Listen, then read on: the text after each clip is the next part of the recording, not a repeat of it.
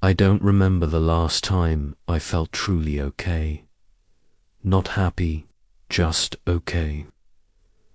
I think it was before sophomore year of high school, before the panic attacks started, before my dad left, before I stopped believing that life would get better just because people told me it would. Asterisk, my name's Jordan. I'm 22. I live in a two-bedroom apartment in Milwaukee with my mum and younger brother, Liam. We used to have a house. That feels like another lifetime now. My room has a crack down the wall. That looks like a lightning bolt. Some nights I just stare at it, wondering if one good storm would bring the whole place down. Maybe that would feel like relief. Asterisk, people say Gen Z is lazy, entitled, weak, but nobody really sees what it's like waking up every day with a pit in your stomach because you don't know if your mum will have a job next week.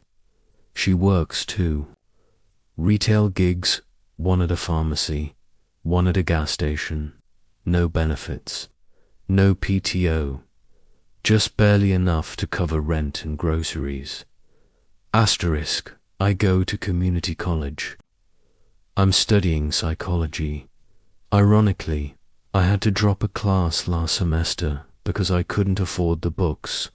The financial aid didn't stretch far enough, and my part-time job at the UPS warehouse just covers gas and Liam's after-school care. I work nights, and most mornings I drag myself through class on 3 hours of sleep and too much caffeine. Asterisk, people tell me to be grateful.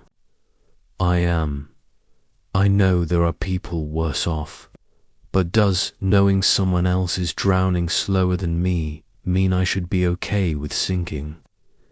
Asterisk, when I scroll through Instagram, I see influencers my age in Bali or LA smiling with their perfect skin and sponsored lives.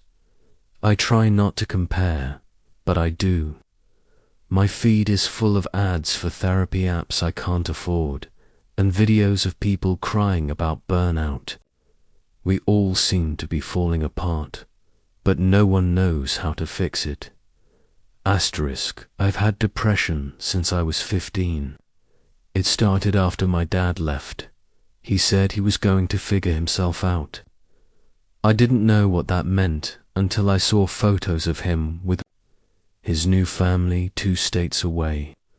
Mom cried for 3 days straight. I stayed home from school to make sure she didn't do anything stupid. Liam was only 8 then. He thought Dad had gone on a work trip. We haven't seen him since. My depression isn't dramatic. I don't cry every day. Sometimes I just stare at the ceiling for hours, completely numb. Other times, I feel like I can't breathe, like the walls are closing in, and the only way out is to scream, but I can't. So I stay silent and hope the feeling passes. Asterisk, I went to the campus counseling center once. They gave me a 15-minute intake and scheduled me 6 weeks out. By the time the appointment came, I had convinced myself I was fine. I wasn't. Asterisk, last week, Liam asked me why I never laugh anymore. I told him I was tired. He said, "You're always tired." He's right. I don't know how to be okay anymore. I don't remember what hope feels like. It's like we were born into a world that was already on fire, and now we're expected to build a future from the ashes. College is expensive. Jobs don't pay enough. Rent is a nightmare. Mental health is a luxury. And we're still told we have it easier than previous generations. Asterisk, maybe that's the part that hurts the most. The gaslighting. Asterisk. I know I'm not the only one. My friend Maya dropped out last year. She was juggling school, 2 jobs, and taking care of her grandma. One night, she just stopped showing up. When I finally reached her, she said, "I feel like I'm surviving just to suffer again tomorrow." That line stuck with me. Some nights I write poetry on my phone. I don't show anyone. It's mostly raw thoughts, like this one I wrote last night. Asterisk, I am the child of a crumbling world, raised on screens and student debt. I smile because I'm told to. Asterisk, but inside, the silence screams. Asterisk, I'm not asking for pity. I just want people to understand. Depression isn't just sadness. It's heavy. It's invisible. It's waking up every day and fighting a war inside your own head while pretending everything's fine. Asterisk sometimes. When I walk to the bus stop, I look at the passing cars and wonder if the people inside them feel as hollow as I do. I wonder how many of us are faking it, smiling for co-workers, laughing on social media, dying inside. Asterisk, there's this quote I read once. We are the most connected generation in history, yet the loneliest. That feels like the truest thing I've ever heard. Asterisk, I have 842 followers on Instagram, but no one I can call at 2 a.m. when the panic hits.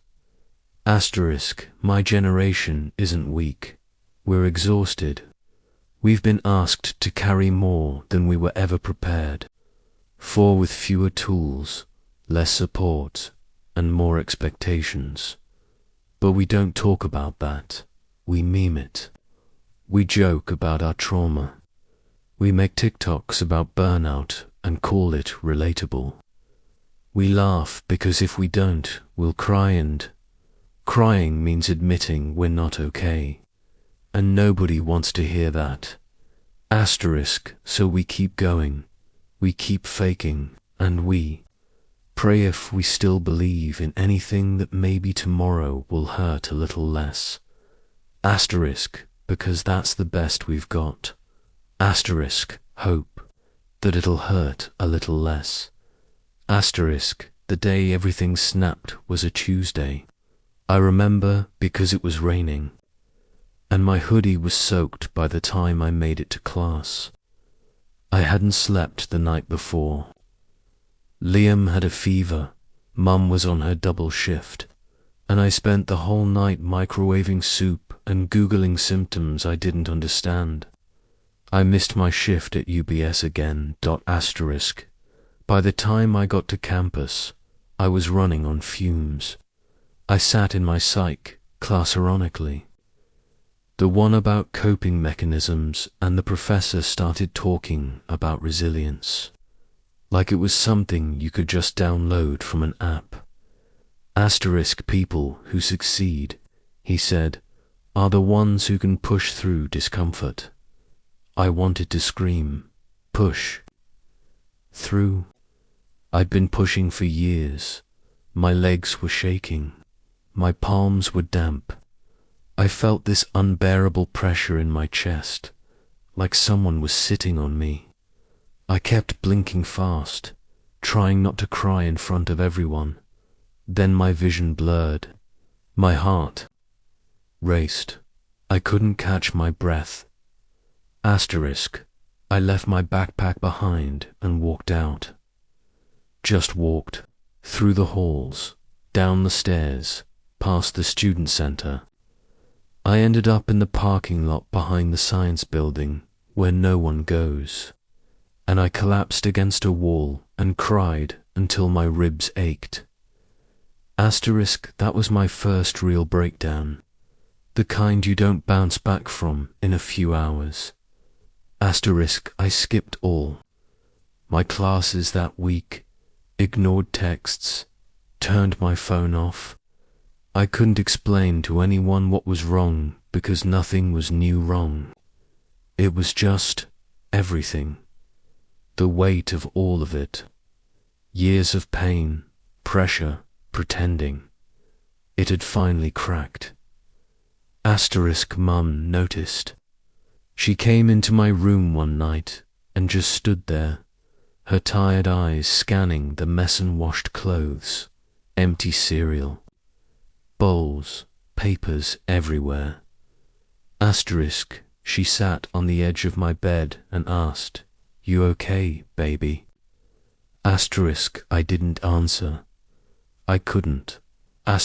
She reached for my hand. "You don't have to be strong all the time." That broke me more than anything. I hadn't heard that in so long.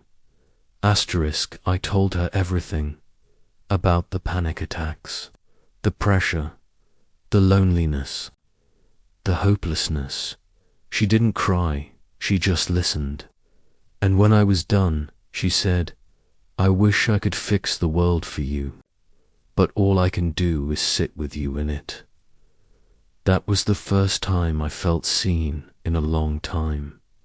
She helped me apply for Medicaid, helped me find a real therapist, one who didn't cancel after 2 sessions. I got on a low-dose antidepressant.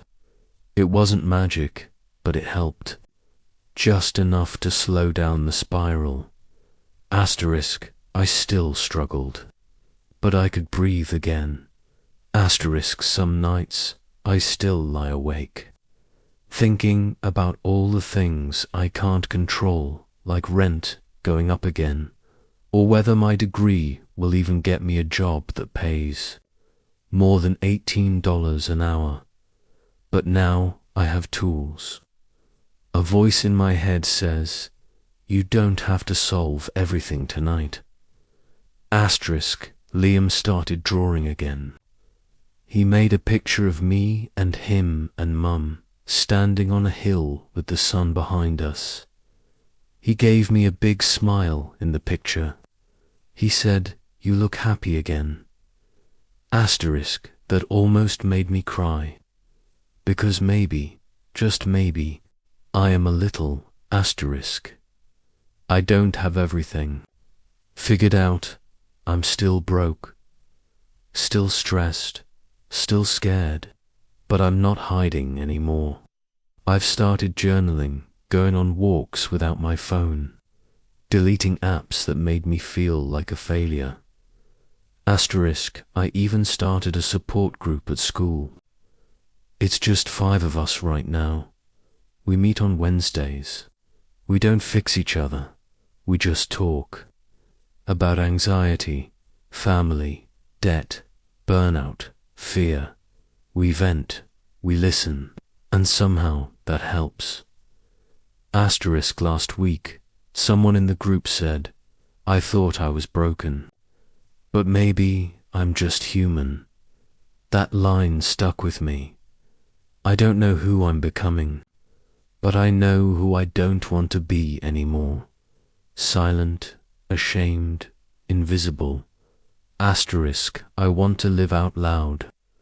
Even when it's messy. I want to be the person Liam thinks I am. I want to believe that healing doesn't mean going back to who you were, but growing into someone stronger. Even with the cracks, I still don't know how to be completely okay. But I'm learning. And maybe that's enough for now. Jordan's story might be fictional, but the pain behind it is very, very real. In truth, millions of Gen Z Americans are facing the same silent storm, a mental health crisis rooted not in weakness, but in a collapsing social foundation. Let's break down why Gen Z in the United States is more depressed, anxious, and emotionally burned out than any generation before, and why that matters. The mental health crisis by the numbers. Asterisk, according to the American Psychological Association, Gen Z reports the highest levels of stress and mental health struggles of any living generation. Asterisk. Over 70% of Gen Z adults report experiencing symptoms of depression or anxiety. Asterisk. The CDC reports that 1 in 3 Gen Z females in the US seriously considered suicide in 2021.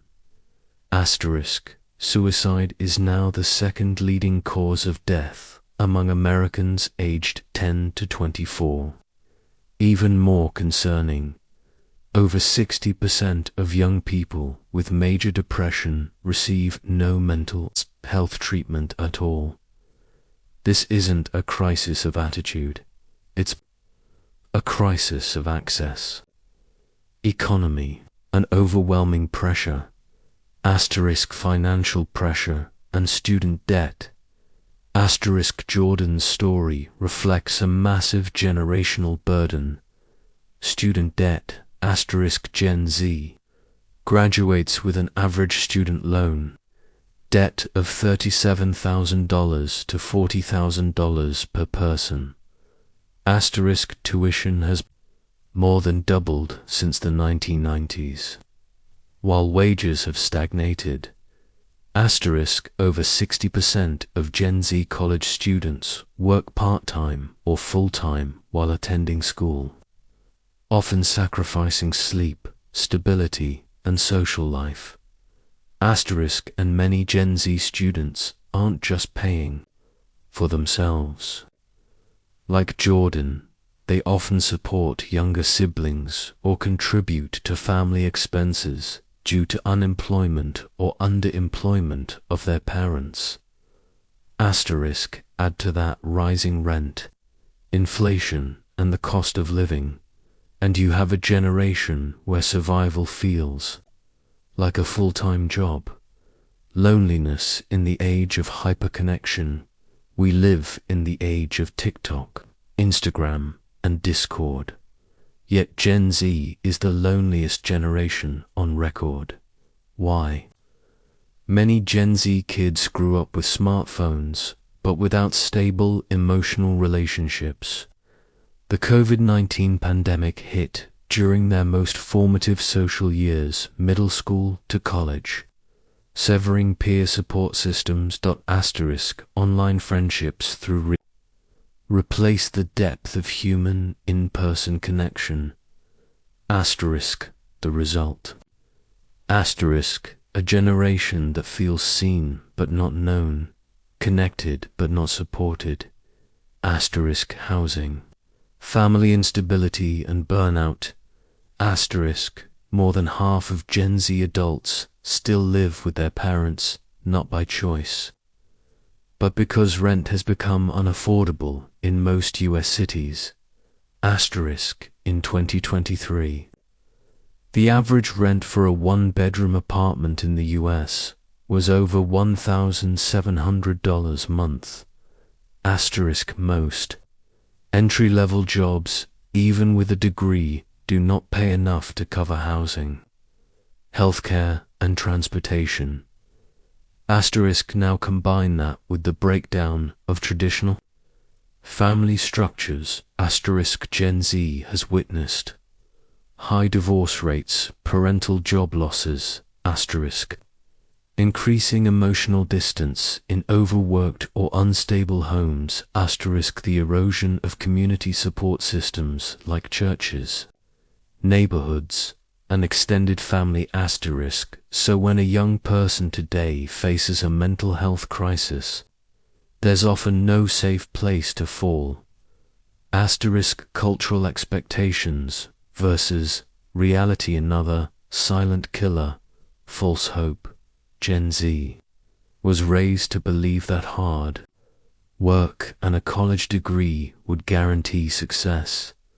Asterisk, but now they're realizing the American dream isn't what it used to be.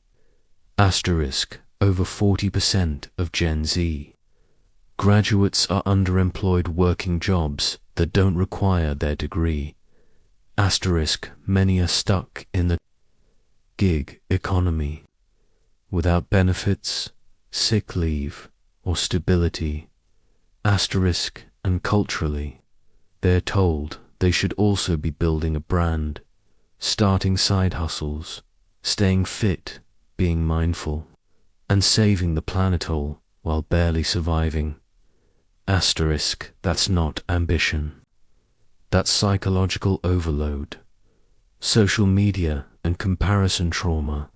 We can't talk about Gen Z depression without addressing social media. Asterisk. Numerous studies, including from the Journal of Adolescence and JAMA Pediatrics, have linked increased screen time and social media use to rising levels of anxiety, sleep disturbance, low self-worth, body image disorders, asterisk, fear of missing out. FOMO asterisk, platforms like Instagram and TikTok amplify the highlight reels of others while hiding their struggles. Asterisk, this makes young people feel like they're the only ones failing, when in fact, everyone's struggling quietly. Asterisk, so what can be done? Asterisk, it's not enough to tell Gen Z to go to therapy or log off. The crisis is systemic. Here's what actually helps. Asterisk 1. Affordable, accessible mental health care. Asterisk, we must invest in school counselors, community therapists, telehealth options, and sliding scale clinics that don't require weeks of waiting. Asterisk 2. Economic relief. Asterisk, cancelling or restructuring student debt, raising minimum wage, and regulating rent are mental health policies too. 3. Honest education. Teach young people realistic life skills, emotional regulation, financial literacy, time management, not just standardized test material. 4. Cultural healing. We need to destigmatize struggle, normalize therapy, rebuild communities, create public spaces where young people feel safe, seen, and supported. Asterisk 5. Parental and adult accountability. Asterisk, this generation didn't break the system, but they're being asked to fix it. Adults need to stop blaming Gen Z and start listening. To them, Gen Z isn't depressed because they're weak. They're depressed because the world they inherited is deeply broken and they're aware of it. Asterisk.